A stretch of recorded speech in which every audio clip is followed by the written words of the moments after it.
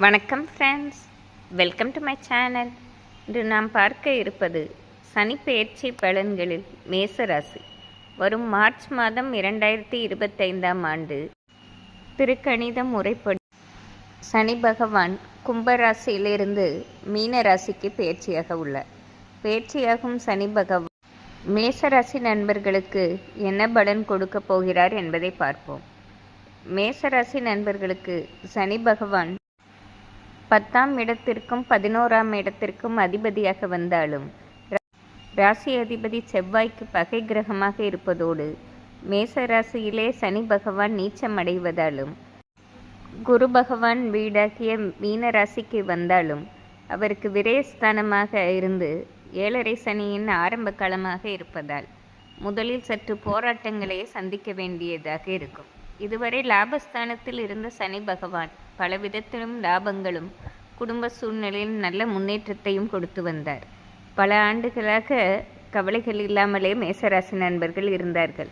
சிறு சிறு தடைகள் வந்தாலும் பெரிய கஷ்டங்கள் இல்லாமல் நல்ல முன்னேற்றமான பாதையிலே சென்று கொண்டிருந்தார்கள். அவர்களுக்கு இந்த 12ஆம் இடத்திற்கு வரும் சனி பகவான் சில மனப்போராட்டங்களை கொடுக்கவே செய்வார். குரு பகவான் வீடாக இருப்பதால் அதிக பாதிப்பு தராவிட்டாலும் 7.5 சனி காலத்தில் சில பாதிப்புகள் கொடுக்கவே செய்வார்.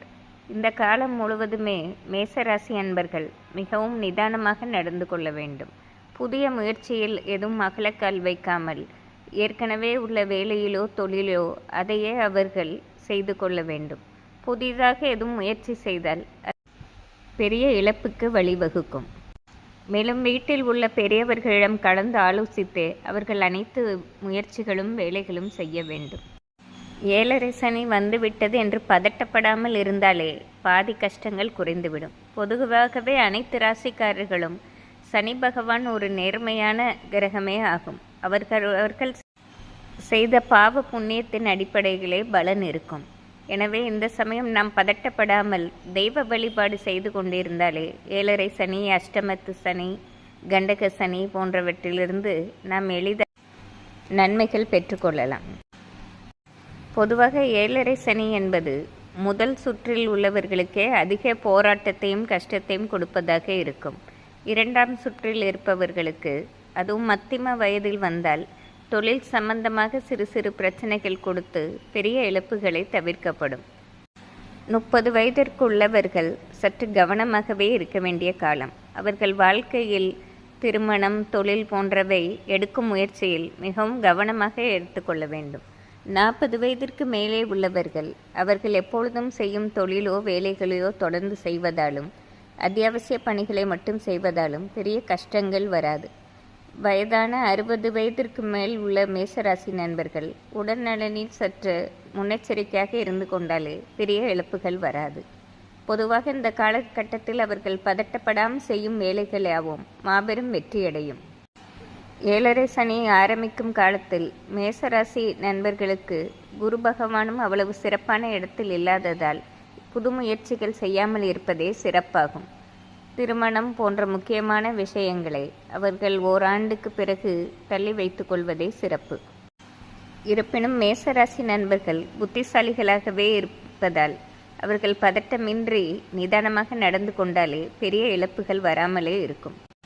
இந்த காலகட்டத்தில் அடுத்தவர்கள் வாழ்க்கையை எண்ணி நாம் ஒப்பிடாமல் இருப்பதே நமக்கு மிக ஏற்றத்தை கொடுக்கும்.